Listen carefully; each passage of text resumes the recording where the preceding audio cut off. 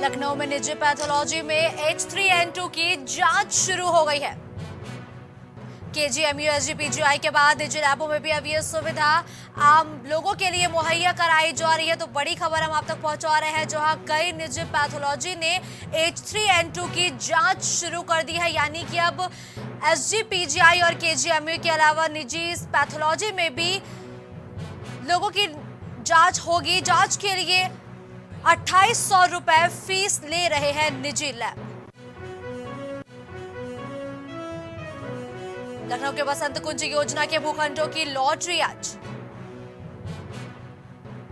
Hardoi road स्थित बसंत कुंज योजना के सेक्टर ए में 175 भूखंडों का आवंटन आज। इंदिरा गांधी प्रतिष्ठान के जुपिटर हॉल में सुबह 10 बजे से आवंटन शुरू होगा।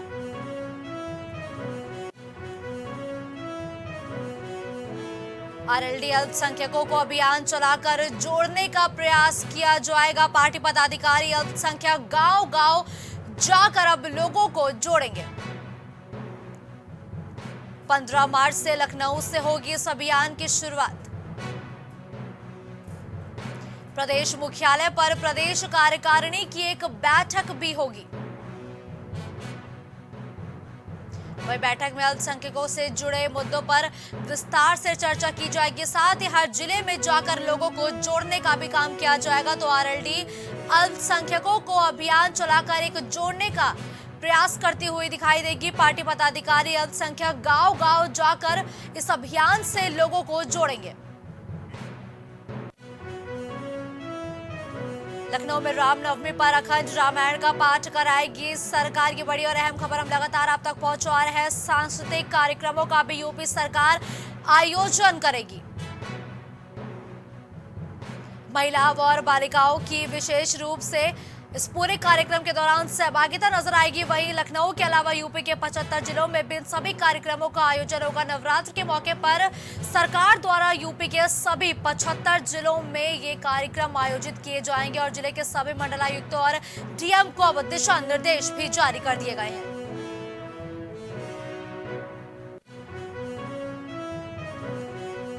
लखनऊ में हजरतगंज के पार्किंग की छत पर एक रेस्टोरेंट खुलेगा। मल्टी लेवल पार्किंग की छत पर खोला जाएगा एक रेस्टोरेंट। ओपन एयर रेस्टोरेंट खोलने की तैयारी भी शुरू हो चुकी है। तो लखनऊ में अब एक ओपन एयर रेस्टोरेंट खोला जाएगा। मल्टी लेवल पार्किंग के ऊपर यह रेस्टोरेंट होगा। मंडलायुक्त रोशन जैकब ने नगर आयुक्त को एक निर्देश भी दिए हैं, जिसमें साफ तौर पर यह कहा गया है कि पार्किंग की देखभाल की जाए। साथ ही साथ अब पार्किंग के टॉप फ्लोर पर ओपन एयर रेस्टोरेंट भी खोला जाएगा। तो हजरतगंज के पार्किंग की छत पर अब एक ओपन एयर रेस्टोरेंट खुलेगा। मल्टी लेवल पार्किंग की छत पर अब ये रेस्टोरेंट खोला जाएगा।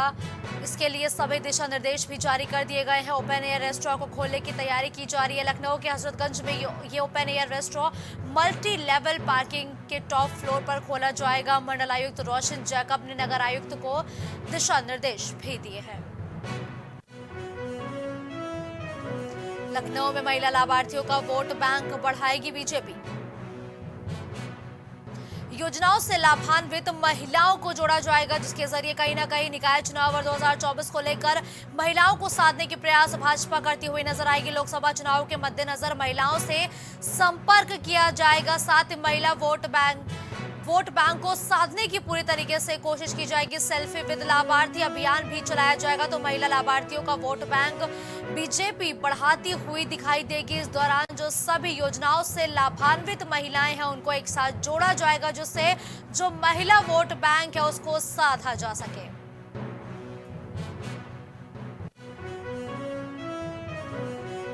लखनऊ में एक सप्ताह में होगी प्रदेश कांग्रेस कमेटी की घोषणा।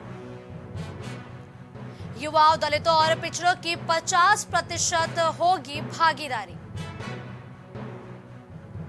महिलाओं की हिस्सेदारी पहले के मुकाबले भी ज्यादा दिखाई देगी। तो ये बड़ी और अहम खबर हम लगातार आप तक पहुंचा रहे हैं। जहां निकाय चुनाव और आगामी लोकसभा चुनाव को देखते हुए कांग्रेस ने अपनी कमर कस ली है। जहां नामों को अंतिम रूप दिया जाएगा, वही औपचारिक घोषणा अभी फिलहाल बाकी है। एक सप्ताह में कांग्रेस कमेटी की घोषणा हो जाएगी जिसमें महिला सदस्यों की भी भागीदारी साफ तौर पर दिखेगी। युवाओं, दलितों और पिछड़ों की 50% हिस्सेदारी होगी, भागीदारी होगी और वहीं महिलाओं की हिस्सेदारी पहले के मुकाबले भी अब ज्यादा होगी। नई कमेटी में नहीं दिखेंगे पुराने पदाधिकारी, यानी कि पुराने पदाधिकारी जो हैं वो नए कमेटी में उनका चेहरा नहीं देखने को मिलेगा। इस खबर पर ज्यादा जानकारी के लिए हमारे सहयोगी विभांशु हमारे साथ जुड़ चुके हैं। विभांशु, कांग्रेस की भी आगामी एक हफ्ते में एक बड़ी और अहम बैठक होनी है, क्या कुछ देखने को मिलेगा? जी मुस्कान, आपको बता दें कि कांग्रेस कमेटी की तरफ से नए जो कांग्रेस के तमाम जो रिक्त पद हैं संगठन के अंदर में, उससे नए सिरे से लोगों के नामों का ऐलान किया जाएगा। आपको बताएं कि एक सप्ताह माना जा रहा है कि एक सप्ताह के भीतर कांग्रेस कमेटी इसकी घोषणा करेगी। अगर बात की जाए मुस्कान, तो इसमें महिला और साथ ही साथ दलित वोट बैंक को देखते हुए और पिछड़ों को देखते हुए लगभग 50% जो पद है वो इन्हें दिए जाएंगे, जिससे साफ है कि कहीं ना कहीं उत्तर प्रदेश में निकाय चुनाव और साथ ही लोकसभा चुनाव में ओबीसी और साथ ही साथ देखा जाए तो महिला काफी योगदान साबित कहीं ना कहीं एक कांग्रेस पार्टी के लिए एक बड़ा कदम उठा सकती है। क्योंकि देखा जाए तो 2022 के चुनाव में आपने देखा मुस्कान की लड़की हूँ लड़ सकती हूँ के नारे के साथ कांग्रेस पार्टी लड़ी थी और लगातार कह रही थी कि हम महिलाओं की हिस्सेदारियों पर बात करेंगे और उन्हें हमेशा तवज्जो देंगे। तो लेकिन विभांशु, अब ये जो कमेटी की घोषणा होने वाली है, इसमें ये भी निकल के सामने आ रहा है कि जो पुराने पदाधिकारी हैं उनको मौका नहीं मिलेगा, ऐसा क्यों? जी बिल्कुल, आपको बताएं कि लगातार देखा जाए तो 2014 से कांग्रेस पार्टी अपनी जमीर खो रही है और वापस अगर देखा जाए तो कांग्रेस पार्टी भारत जोड़ो यात्रा राहुल गांधी की अगुवाई में उसके बाद खोई हुई जमीर को तलाशने की प्रयास कर रही है।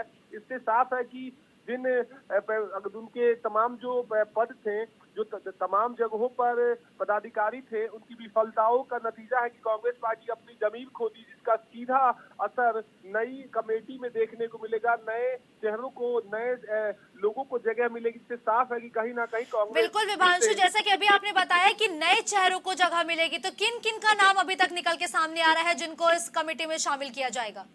जी अगर बात करें तो इसमें जो कांग्रेस कमेटी के तमाम जो सदस्य हैं उनको तवज्जो दी जाएगी। बात करें तो नोएडा से विधानसभा लड़ी बकरी पाठक, साथ ही साथ बात करें तो लल्लन समेत तमाम जो नेता हैं, जो युवा हैं, और साथ ही बात की जाए तो प्रियंका के सहयोगी संदीप सिंह इसकी पूरी रूपरेखा तैयार कर रहे हैं। प्रियंका गांधी जल्द ही माना जा रहा है कि कांग्रेस के प्रदेश दफ्तर भी आएंगी और इससे साफ है कि कहीं ना कहीं जहां कांग्रेस पार्टी भारत जोड़ो यात्रा के बाद एक उसके कांग्रेस के कार्यकर्ताओं के अंदर एक अलग जोश और उत्साह देखने को मिल रहा है और नए पदाधिकारियों की घोषणा की जाएगी, उस पर कितना कांग्रेस बदल पाएगी वो आने वाला समय बताएगा। बिल्कुल बिल्कुल, धन्यवाद विभांशु इस खबर पर हमारे साथ जुड़ने के लिए।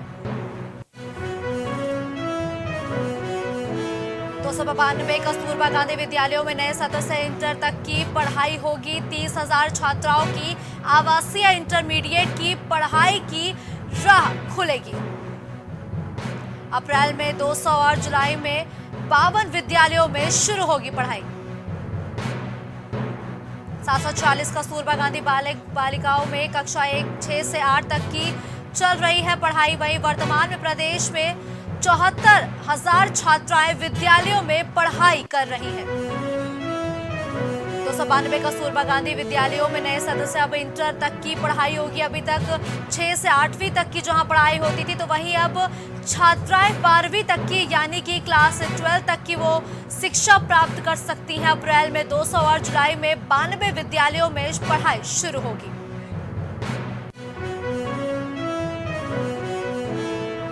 अवैध निर्माण के लिए 59 एलडी अफसर और अभियंता जिम्मेदार है। विधानसभा की लोक लेखा समिति करेगी कार्रवाई।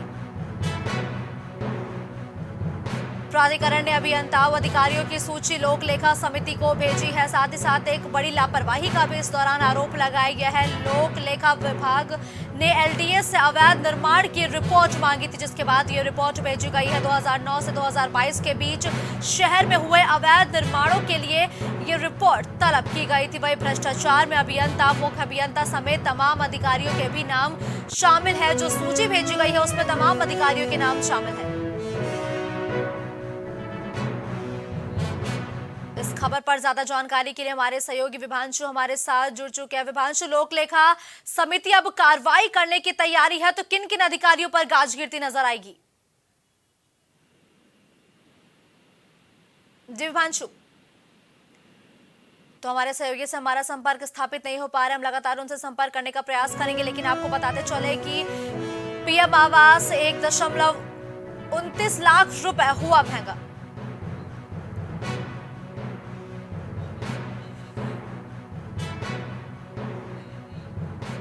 एलडीए के प्रस्ताव को आवास विभाग ने भी अब हरी झंडी दे दी है, यानी कि इस प्रस्ताव को अब हरी झंडी मिल गई है। 2 श्रेणी 24.72 वर्ग मीटर और 22.72 वर्ग मीटर में बनेंगे मकान। तो पीएम आवास अब महंगा हुआ है, 1.29 लाख रुपए पीएम आवास महंगा हुआ है, जिसके लिए अब हरी झंडी भी मिल चुकी है। यानी कि अब पीएम आवास महंगा हुआ है, 1.29 लाख रुपए महंगा हुआ है। एलडीए के प्रस्ताव को आवास विभाग ने हरी झंडी भी दे दी है।